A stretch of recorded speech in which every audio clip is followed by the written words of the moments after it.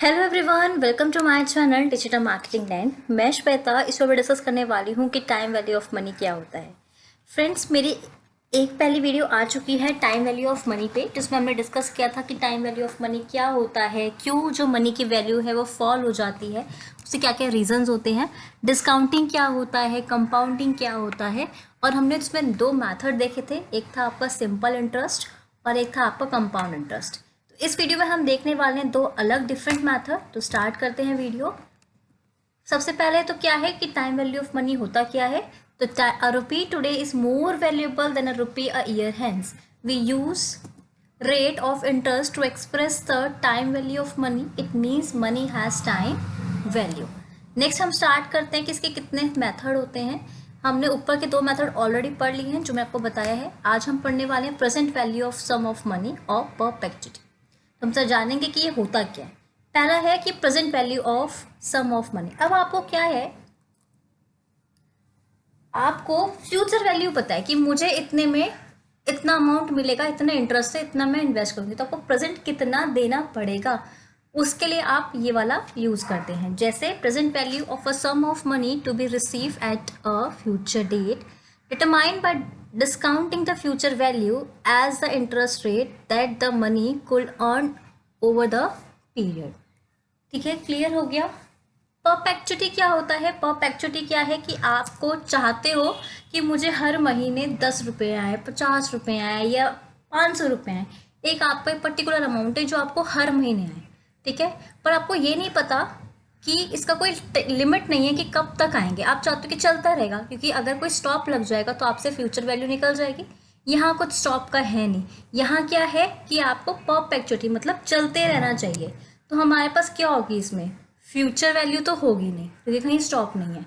हमारे पास इंटरेस्ट हो सकता है, हमारे पास उसका रेट हो गया, हमारे पास प्रेजेंट वैल्यू हो सकती है कि मैं कितनी प्रेजेंट वैल्यू को इन्वेस्ट करूँ जो मुझे हर साल 10-10 रुपये या हर महीने मुझे 10-10 रुपये आते रहे, या 50-50 रुपये आते रहे, या 500-500 रुपये आते रहे। Particular depend on the question या particular your requirement, your investment. ठीक है, इसमें हमारे दो टाइप के होते हैं मल्टी पीरियड। एक होता है आपका ग्रोथ, एक सो कह सकते हो एक होता है आपका फिक्स्ड कि आपको हर महीने 50 रुपये ही आएंगे, और एक होता है आप ग्रोथ के साथ जैसे जैसे ईयर बढ़ता रहेगा आपको कुछ परसेंटेज की ग्रोथ दे रखी होती है, उसके हिसाब से आपको क्या होता है अमाउंट बढ़ता रहता है कि पहले कभी 10 रुपये आए, फिर आपको 12 रुपये हो गए, फिर 15 रुपये हो गए, ऐसे। तो स्टार्ट करते हैं। पहले हम present value of sum of money का एक न्यूमेरिकल देखेंगे। आंसर अभी कोई मत देखना। तो क्वेश्चन हम पढ़ते हैं, find the present value of ₹10,000 to be require after 5 year if the rate be 9%। और क्या है ये मैंने इसमें आपको दे रखा है कि अगर आपको 1.09 आएगा 5 से, तो आप इसको ये से मल्टीप्लाई करोगे तो आपका ईजी हो जाएगा। इसकी एक टेबल आती है, आप उसको रेफर कर सकते हो। तो इसमें मैंने अगर क्वेश्चन पढ़ा तो मुझे ये पता चल गया कि मुझे फ्यूचर वैल्यू गिवन है, क्योंकि प्रेजेंट वैल्यू तो मुझे निकालनी है। तो ये तो हो गई मेरी प्रेजेंट वैल्यू x। ठीक है, प्रेजेंट वैल्यू मुझे दे रखी। फिर हमने बात करी फ्यूचर वैल्यू की। फ्यूचर वैल्यू मुझे दे रखी है और इंटरेस्ट हो गया मेरा 9% और ईयर जो हो गया मेरा 5। तो मैंने इतनी इन्फॉर्मेशन थी, मैंने को यहाँ पे लिख दिया कि ईयर हो गया, आई हो गया, इंटरेस्ट हो गया मेरा 0.09 क्योंकि 9% का ये निकलेगा, नंबर ऑफ ईयर हो गया मेरा 5 और फ्यूचर वैल्यू हो गई मेरी ये वाली। जिसे हमने न्यूमेरिकल सॉल्व किया था ना कि अब F V N is equal to P1 plus I N, वही वाला फॉर्मूला आप लगाएंगे। सब ये इजिकल टू है, इक्वल टू है, तो आप क्या कर सकते हैं वैल्यू पुट करें। फ्यूचर में फ्यूचर की वैल्यू पुट करें। यहाँ पे आप x ले सकते हैं या y ले सकते हैं, आप कोई भी अमाउंट कोई भी अल्फ़ाबेट ले सकते हैं। देन आपने इंटरेस्ट की जगह इंटरेस्ट डाल दिया, नंबर की तरह नंबर डाल दिया। जब आपने नोटिस किया तो आपकी ये वाली जो इक्वेशन है, थर्ड वाली इक्वेशन है, वो बहुत आपको आराम से आ जाएगी। जैसे थर्ड वाली इक्वेशन आ जाएगी तो हमने देखा कि ऊपर 1.09 का हमें ऑलरेडी क्या दे रखा था कि अगर ये आए तो आप इसकी जगह ये वाली जो डिजिट है उसको आप यूज़ कर सकते हो। तो मैंने क्या करा, वही चीज़ करी और मैंने उसको यूज़ करा और मेरा ये वाला आंसर आ गया। कि मतलब अगर मैं अभी 65,000 पे करूँगी, 66,500 पे करूँगी 5 साल के लिए 9% के इंटरेस्ट में, तो मुझे फ्यूचर कितना मिलेगा? 10,000 रुपीज़। ईजी था। अब इसका एक न्यूमेरिकल है, वो आप लोग सॉल्व करेंगे और इसका आंसर मुझे कमेंट बॉक्स में ज़रूर मेंशन करना। लेट्स सी किसका पहले आंसर आता है। तो क्वेश्चन ये है कि find out the present value of ₹2,000 receive after 10 years if the interest rate is 8%। तो अगेन यहाँ पे क्या है, आपका फ्यूचर वैल्यू कितनी है? 2000। आपका जो एन है वो हो गया 10 ईयर, और आपका जो इंटरेस्ट है वो आ गया आपका 8%। तो आई हो गया आपका 8%। तो इसका आंसर कमेंट बॉक्स में। नेक्स्ट स्टार्ट करते हैं परपेचुटी। परपेचुटी का आपको कॉन्सेप्ट तो समझ में आ गया, तो हम एक न्यूमेरिकल देखते हैं। क्वेश्चन क्या है? Ramesh want to retire and receive ₹3,000 a month. He wants to pass this monthly payment to future generations after his death. He can earn an interest of 8% compound annually. How much will he need it to set aside to achieve his perpetuity goals? Simple क्या था, R कितना हो गया? कितना हो गया मेरे पास? 3,000, क्योंकि उसको 3,000 है उसका मंथली का। आपने देखा होगा क्वेश्चन पे, जो हमने पहले सिंपल इंटरेस्ट के क्वेश्चन सॉल्व करें कि हमारा अगर एनुअली होता है तो हम कुछ नहीं लेते हैं, पर सेमी एनुअली होते हैं तो हम 2 से डिवाइड करते हैं। अगर हमारे पास क्वार्टरली होता है तो हम 4 ले लेते हैं। यहाँ पे क्या है, आपका मंथ दे रखा है, तो मैंने क्या करा, यहाँ पे 12 से डिवाइड कर दिया और मेरे को ये वाली अमाउंट आ गई है।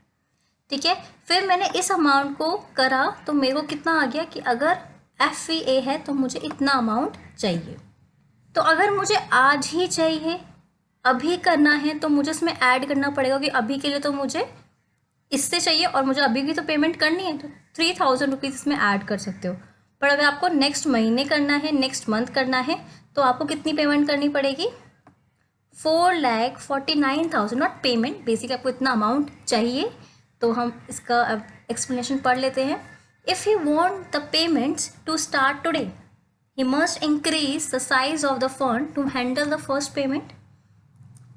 This is achieved by depositing ₹4,52,775 PV of normal perpetuity and perpetuity receive in the beginning, जो कि आपका ऐसे आया, पर उसको अगले महीने चाहिए। तो इट मीन्स आप अभी तो हाथ के आपने 3,000 की पेमेंट कर दी होगी, पर आपको नेक्स्ट से कितना चाहिए?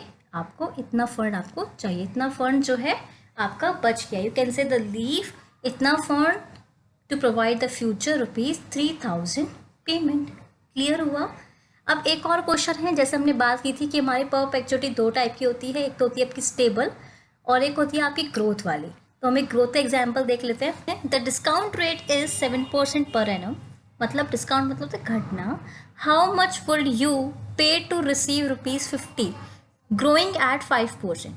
ठीक है, आपको हर साल 50 रुपये चाहिए, ग्रोइंग रेट है आपका, तो आपको कितना पे करना पड़ेगा? ग्रोइंग रेट मतलब होता है जैसे हम कब पैसा है, अभी आपको 50 रुपये मिल रहे हैं, फिर आपको 50 में थोड़ा ज़्यादा मिलेगा, तो ग्रोइंग रेट चेंज होता रहेगा, तो आपके अमाउंट भी चेंज होती रहेगी।